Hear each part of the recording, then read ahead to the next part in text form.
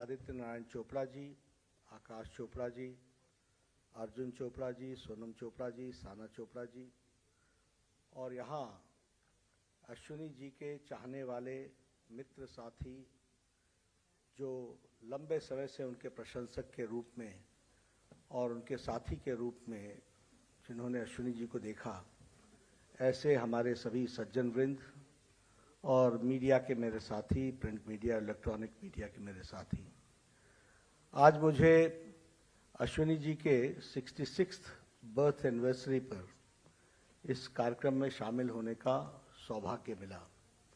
सबसे पहले तो मैं किरण जी का आभारी हूं कि उन्होंने मुझे इस मौके पर शामिल किया और इस कार्यक्रम में आने का मुझे मौका भी दिया। और यहाँ जितने भी सब लोग आए हैं, सब लोग अश्विनी जी के चाहने वाले हैं, जिन्होंने अश्विनी जी को बहुत करीब से देखा।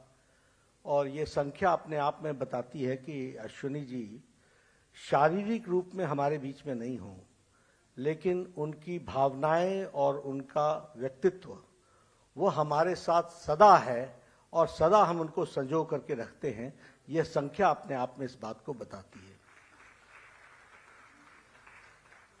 अश्विनी जी के बारे में बहुत अच्छे से जो अभी हम लोगों ने एक शॉर्ट मूवी देखी, उसमें उनके जीवन के बारे में हम सब लोगों को बहुत अच्छे से जानकारी भी मिली और वैसे भी इस पुराने साथी सब उन सब घटनाओं के चश्मदीद गवाह भी हैं, इसलिए उनको वो सिर्फ उनकी पुरानी यादें ताज़ा हुई होंगी।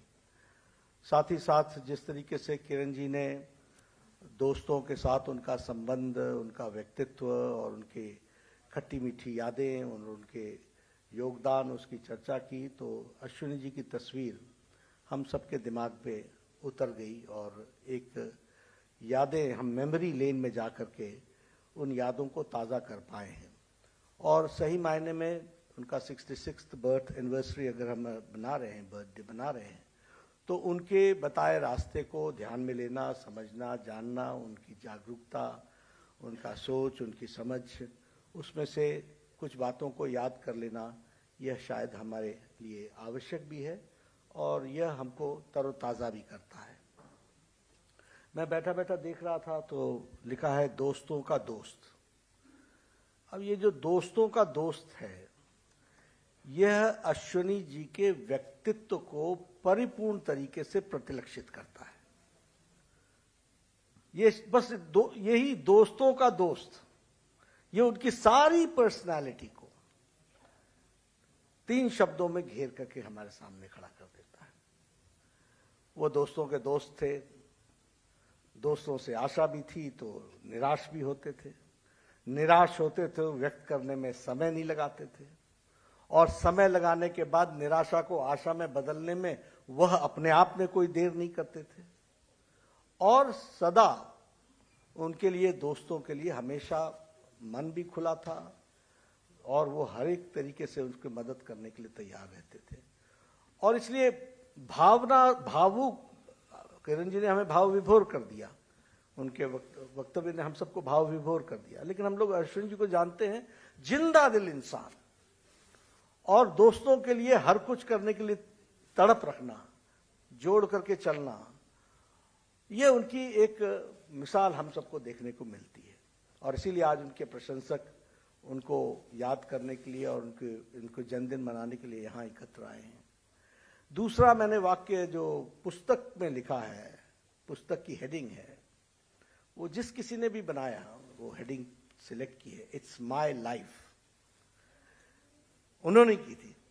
यह भी अश्विनी जी के व्यक्तित्व का प्रतिबिंब है, इट्स माय लाइफ, और उन्होंने जिया भी उसी तरीके से, इट्स माय लाइफ। बेबाक बोलने की ताकत रखना, किसी के सामने भी अच्छे शब्दों में विषय को रखना और अपनी मन की बात को रखना, यह अश्विनी जी का कैरेक्टर था, यह अश्विनी जी का व्यक्तित्व था। और अब जैसे वो बर्थडे बनाने की बात है तो कई लोग शर्मा जाएं कि अब इस उम्र में हम बर्थडे बनाने के बारे में चर्चा कैसे करें, लेकिन it was his life, it's my life. तो ये उनकी एक सोच जिसको थी कि जो वो जीते थे या सोचते थे वो कहते थे। There was no hypocrisy, there was no shades in his personality, कोई शेड्स नहीं थे। जो थे वो अश्विनी थे, वो अश्विनी चोपड़ा थे, वो अश्विनी मिन्ना थे, हम सबके अश्विनी थे। इस बात को हमको समझना चाहिए। और एक बात मैं हमेशा कहता हूं कि man is known by the long shadow he leaves. तो आज अश्विनी जी हमारे बीच में नहीं है, लेकिन उनकी यादें कितनी तरोताजा है। और ये जो यहाँ इतनी बड़ी संख्या में उनके प्रशंसक और उनके साथी मित्र आए हैं, यह बताते हैं कि उनकी पर्सनालिटी ने कितनी लंबी शैडो छोड़ी है हम सबके सामने। वह एक जिंदा दिल इंसान थे, व्यक्तित्व थे, प्रखर कलम के मालिक थे, कलम नहीं रुकने वाली थी, बेबाक थे, निडर थे और अपनी बात ताकत के साथ, तथ्यों के साथ रखने का उनकी आदत थी। उत्कृष्ट राष्ट्रवादी थे। ये सारी चीजें उनको उन्होंने संभाल करके रखी थी।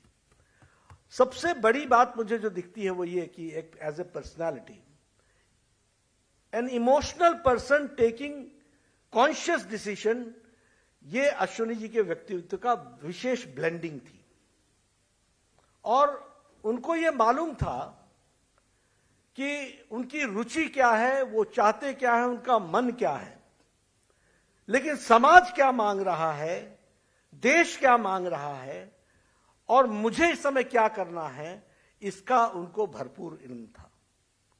और मैं इस बात का गवाह हूं क्योंकि पंजाब के साथ मैं जुड़ा रहा हूं। मैंने वो लाला जगत नारायण जी के ऊपर का अटैक, वो दिन 80 के दशक का, वो देखा है, वो जाना है, उसको बहुत नजदीक से झेला है। उसके बाद रोमेश चंद्र जी का जाना, वो भी मैंने देखा है।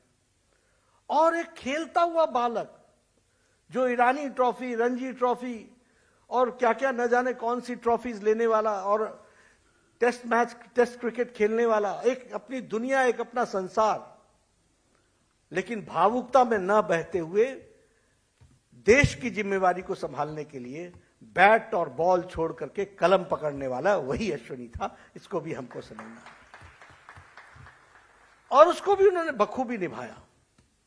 लाला जगत नारायण जी के जो विरासत कहिए, लाला जगत नारायण जी का जो विचार थे, और पंजाब केसरी कोई अखबार नहीं है, पंजाब केसरी एक विचार है और एक विचारधारा को लगातार आगे रखने वाला एकमात्र अखबार है। इसको हमको समझना चाहिए। और ठीक है, आज तो हम सब लोग बड़े खुले वातावरण में हैं, लेकिन 80 का पंजाब जिसको याद होगा वो जानता होगा कि उस समय बैट बॉल छोड़ के कलम पकड़ने का अर्थ क्या था, मतलब क्या था।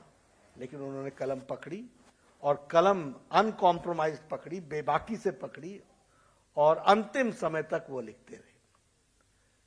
और जो मेरे को तीसरा पक्ष ध्यान में आया वो ये कि अब मैं हेल्थ मिनिस्टर भी रहा हूं, हॉस्पिटल जाना मेरी फितरत में भी था, जाना मिलना लोगों को मैं जानता था।